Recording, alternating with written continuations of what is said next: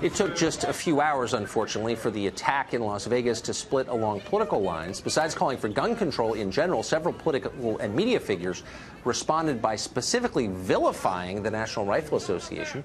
Fox's senior political analyst Brit Hume joins us tonight. Brit, one of the main questions people in Washington, I think, are asking is, where's the president going to come out on this? He has said there will be a time to look at gun laws. Any inkling of what that means? He's pretty committed to the gun owners, and they were clearly very supportive of him.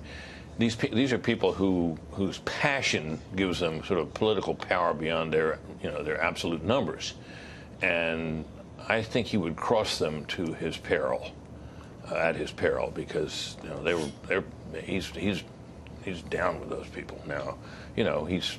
He's not an ideologue, and how deeply he believes in the Second Amendment is anybody's guess. Yes, but he'd be climbing well out on a limb if he were to do that. Do you think that's understood at the White House? I don't know the answer to that. I don't, because he's mercurial, as you know, he's somewhat unpredictable. But I don't see him going there. What he could do, yes, what he could do would be to reach some kind of a deal where he would permit this conversion kits and these other measures. You can make a semi-automatic rifle perform much like an automatic rifle. He could and I'm not even sure how vigorously the NRA would oppose that, if at all. I don't think they would. No. I don't think. I mean, automatic weapons have been basically out of reach for most people since the 1930s. So you need a special license exactly. to even own one or even have one. Yeah. So what are I'm struck by the repetitive nature of the arguments you hear on this subject. I'm not even taking sides on it, though I passionately am on one side. But as soon as something like this happens, you hear the same voices making the same points, and you wonder who's benefiting from that exactly. Well, this is we do live in an atmosphere in which everybody's working to appeal to their bases. Right. And the bases are hopelessly divided. And think of the viewpoints on this issue.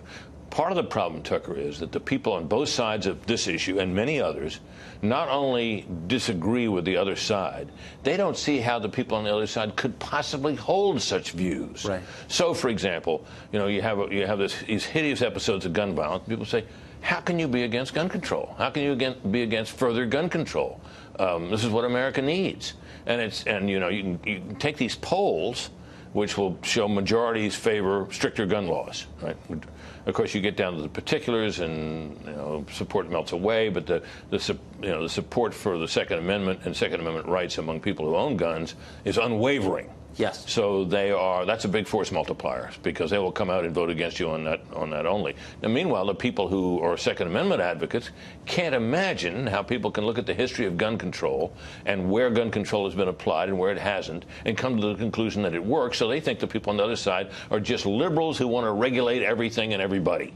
So you put people like that in a room together, where are you going to find common ground? Because nobody trusts each other's motives.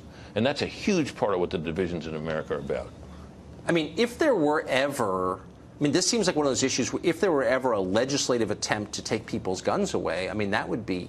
It'd be awfully hard to do in the face of the Constitution. And of course, people think that the Supreme Court decision, which was narrowly decided, that said that the right to keep and bear arms was an individual right. Heller, yeah. That they think that case was wrongly decided. But as long as that is the law of the land, there's no way you could confiscate it. Doesn't seem possible. Brit Hume, thank you for that. You bet.